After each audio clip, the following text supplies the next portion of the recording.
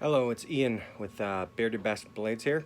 We're starting a new project which is going to be for a local veteran nonprofit that provides scuba diving to all veterans, not just disabled veterans.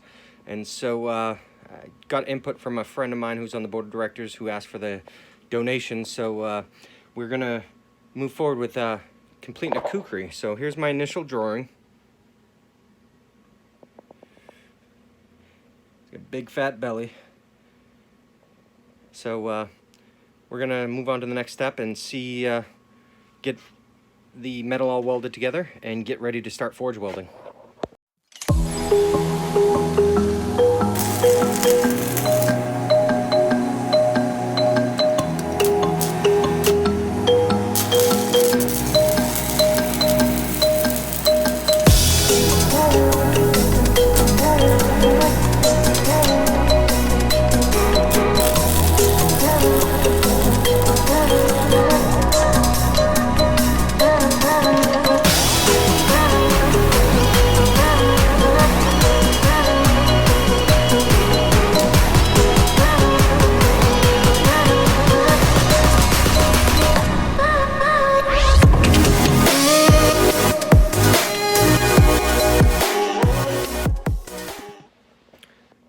So we got the welding done.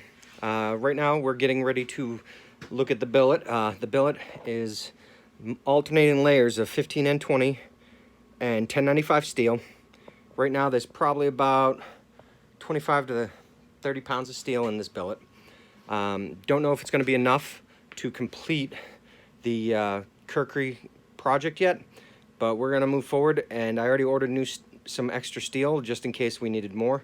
So you may see another video of us making another Damascus billet in the next few weeks to add on to the metal we already have to do this project. So as you can see, they're very small alternating layers of steel, and then by putting to a critical temperature, create one homogeneous billet. So that all these little tiny metal pieces of metal are all going to forge together and become one solid piece of steel, which is what we'll use to then make our knife. So the next step is going to be to light off the forge. We're going to take the torch and light it off, get it up to critical temperature so that we can forge weld. My forge gets over 2,000 degrees, so it gets plenty hot enough. If you like this video and you want questions on how to make the forge, or want to see a video of how a forge is designed and made, leave comments below, and if we get enough comments, we'll move forward and do a forge build one day.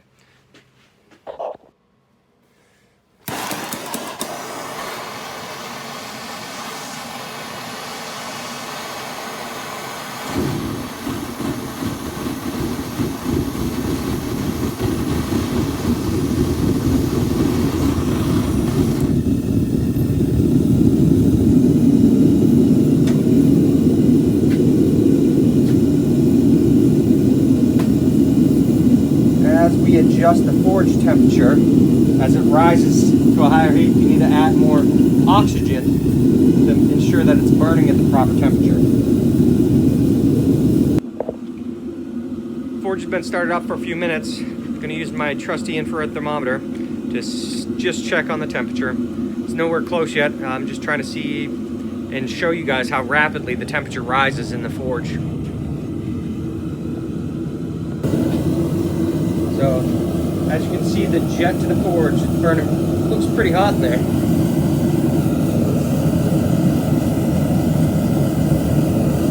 the purpley flames, which are always cool.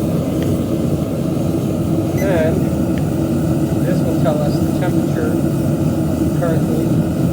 It always keeps the hottest temperature at the bottom number there, the 1330. It's saying that's the hottest spot in the forge right now, is that temperature. And a 16. As I said, it gets pretty fast, but as you notice, it bounces around a lot, and that's why it takes a little bit for the forge to heat up, is to get an even temperature throughout the forge. You can see if I come over here to the edge, it drops down drastically. So I'm getting ready to put the billet in the forge now.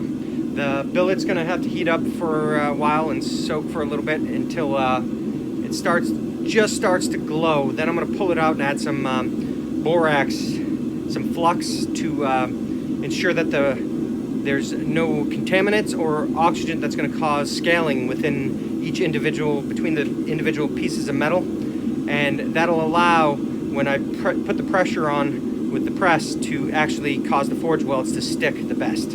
So here we go, into the forge we go. Here we got this big chunk of metal.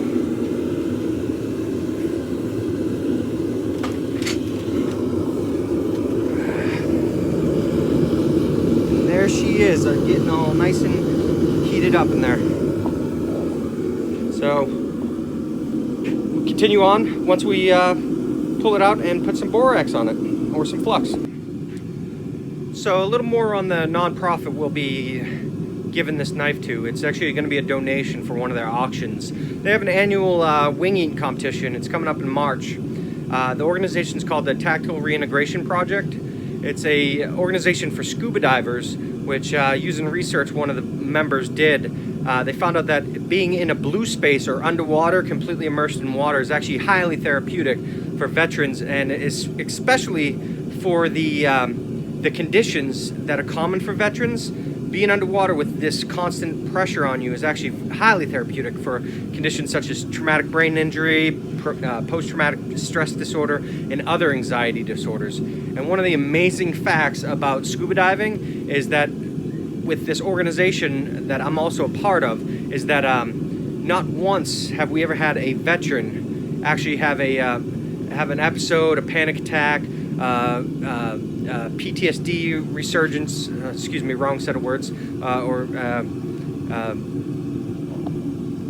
excuse me, I was starting to ramble and starting throwing too many ums and ands in there. But the best part about it is it's highly therapeutic. It's for all veterans, not just those who have physical or injuries or were wounded. It's for wounded, ill, injured, and non-injured veterans. Veterans that just served their time, didn't have to, weren't necessarily injured in the line of duty and were able to get out healthy or somewhat healthy.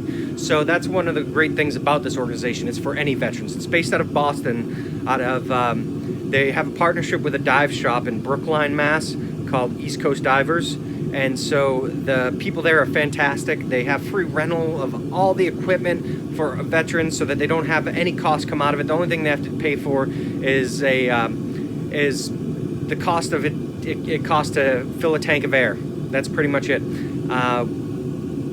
The classes are free. They'll get everybody certified as a basic open water scuba diver, and they'll also then they offer advanced trainings for those veterans that want to continue their dive career, dive path, maybe even want to work in diving. They will provide training all the way up to dive master and instructor. And the best part is once you get these higher qualifications, you actually get a chance to give back to the organization. So I'm hoping that we can knock this knife out in time. It's a big project with just a couple months to do it, with a lot of work involved.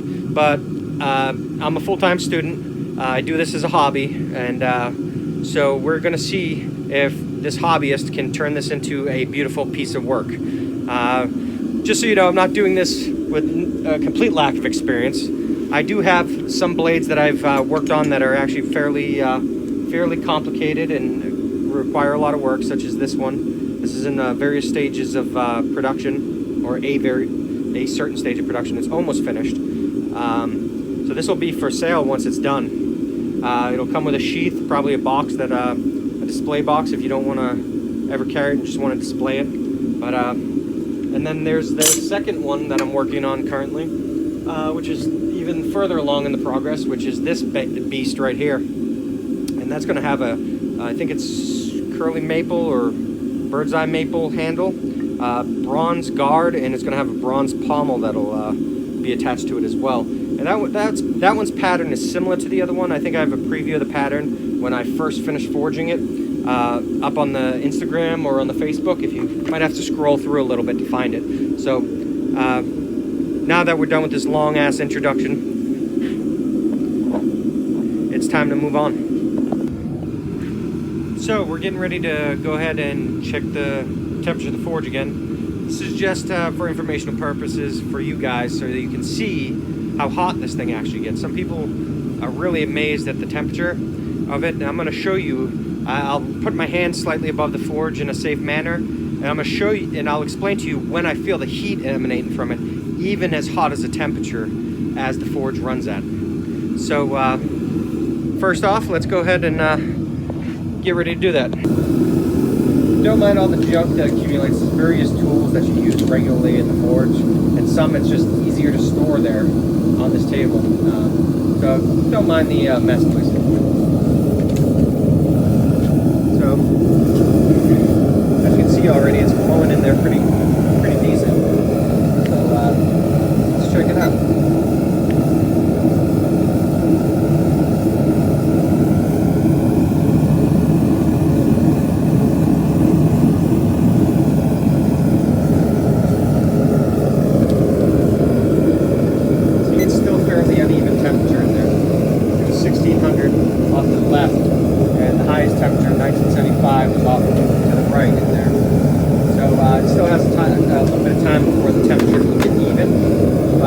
What I mean. So here's the forge. Here's the forge. Clearly the entrance is going to be the hottest because that's going to be the only exit for the heat. So, but if I come above the forge here, I'm right in the center, and I slowly come down, I feel warmth, but I'm almost touching it, and I don't feel any heat emanating from this area. The same with the sides.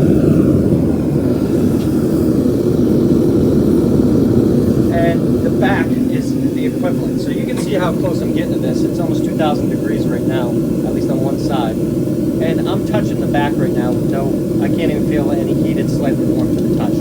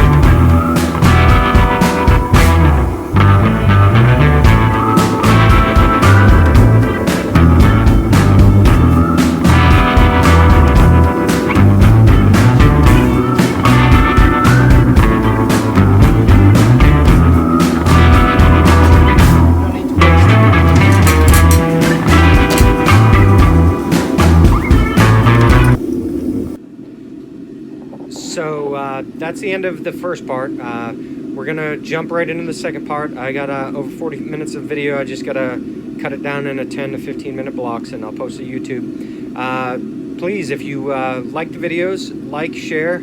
If you think there's improvements, please comment below and let me know what you think I can improve. Right now I'm only doing this on my iPhone and with very little options, so please don't mind the free music in the background as well. That way, maybe, who knows, I might be able to make a couple bucks off one of these videos one day. So please like, subscribe if you like the videos, if you want to see more. And like I said, comment, ask me, or let me know what you want to see. All right, thanks.